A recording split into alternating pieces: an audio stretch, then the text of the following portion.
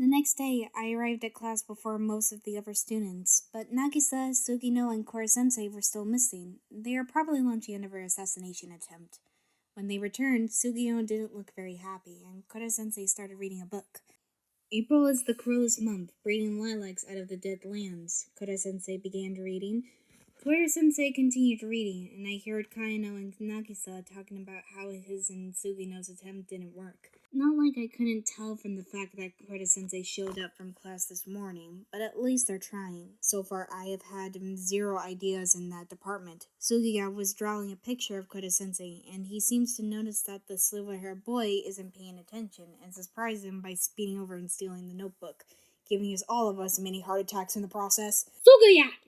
Not a bad likeness, I'll give you that, but I'm a little hurt by the jawline, Kora-sensei critiques. You don't have a jaw, Maiharu protests. Later, the lunch bell rings once again. That's lunch, people. If you excuse me, I have some important off-campus business to attend to, Kora-sensei announces as he approaches an open window near the front of the room. Tofu in China? Isogai guesses. Actually, I'm catching a ball game in the Big Apple. Ciao! Kora-sensei says before he comes flying away like usual. A few of the kids yelped a bit from his suddenly bursting out of the window, but I'm kind of used to it by now. He sure knows how to make an exit, I heard Yoshida comment. I know, that vein is starting to get on my nerves, Terasuka growls. Talk about unfair, we're stuck here while he's flying all over the world. The least he could do is bring us souvenirs, Karashi complains. Think about what he would probably bring back, Hataoka says in response. I'm just saying, an exotic snack would be nice. It's not like he has to sneak around for customs, Karashi says. You obviously dedicate a lot of thought to this. Kataoka smiles. Everyone proceeds to talk about what kind of food they would want him to bring back. And Okajima says he would want a hot New Year girl, and Maihara agrees. These guys are such pigs, especially Okajima, though Maihara is definitely a womanizer. Then Kurasuma walks in with another agent following him.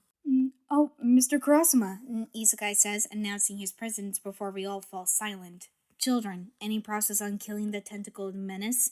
Kurasuma asks.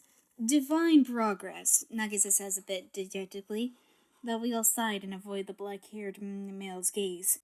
Yeah, this is E-Class, yo. You gotta lower your expectations, Asama says while leaning back in her chair.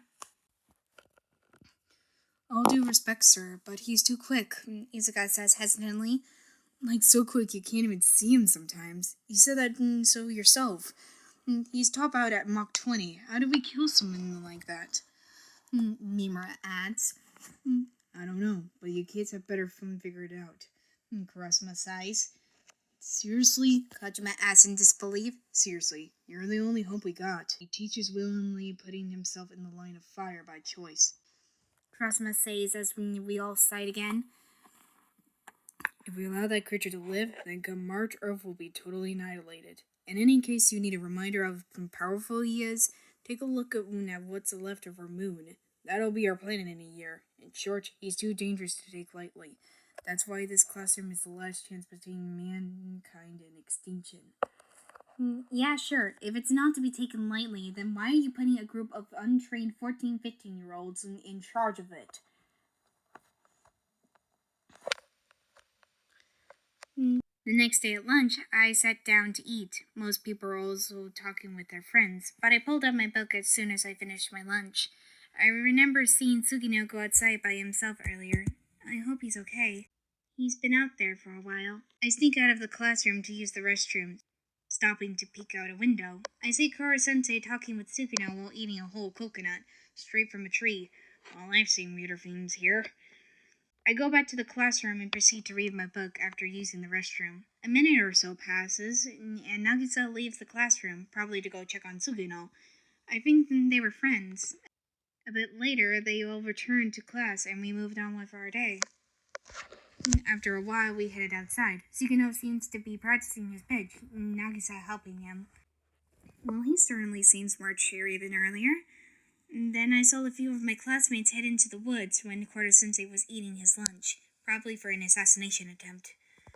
Kataoka invited me earlier, but I declined because I'm pretty sure it was a courtesy thing, especially with her being class rep and all.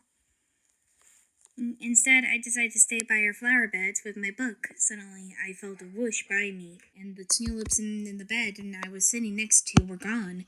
And then Fu and Kataoka appeared with Korta-sensei, lecturing him on how to properly plant tulips. Don't plant them at Mach 20, Fu scolds. Tulips require a delicate touch, Kataoka says in a dignified tone. Delicate, got it, Korta-sensei says in a panic. Maihara and Isekai were watching from a distance as our teacher was freaking out and planting a bunch of tulip bulbs. I look over and I see Nagisa writing his little notebook, Kaino hovering over his shoulder to observe. If I recall correctly, his notes are on Kara-sensei's weaknesses. I hope his notes come in handy later, even after fixing the tulips. Kara-sensei still felt bad, so he let us tie him up and hit him like a piñata. I didn't even attempt to because I knew I was too short to be able to reach him, so I decided to read more, occasionally shooting a BB at him with no one in my line of fire. It's quite amusing. After a bit, I noticed that Kurasama has showed up. Kaino approaches him and seems to be explaining the situation. Kurasama mentions that he was now employed to be our PE teacher. Just a few minutes of this and all is forgiven, right? You're a very lucky class, I'll have you know. Not many teachers put themselves in this position. Korta-sensei says, not many teachers blew up the moon either. Eventually, my focus is completely on the ridiculous scene before me. So I place my bookmark in between the pages and shut my book. Korta-sensei starts to laugh at us, and his movement and weight combined breaking the branch he's tied up on, causing him to crush to the ground. Everyone pauses for a second before resuming their attacks. I simply smile at their behavior and aim back like always. After a while, a strain of oh craps from Korta-sensei and the untangling some ropes, the old blood escaped into the roof of the E-class building. Hey, get back down here! Kimura shouts. Can't drop this high, children. Wait, of course not! Korta-sensei mocks us before laughing like an insane person. Oh man, we were so close! Kimura groans. Guess who earned themselves extra homework? Korta-sensei asks evilly, causing everyone to groan as he stops laughing maniacally again and flying up somewhere, making some of my classmates question where that might be. They then started celebrating because it was the closest they got him before. I don't understand how they are so positive, but I'm happy for them, and I guess I can keep contributing, a little at least. Kurasama looks at us, and I notice a faint smile on his normally serious face. I hope he can get even better with his training so that we aren't all flailing weapons around aimlessly.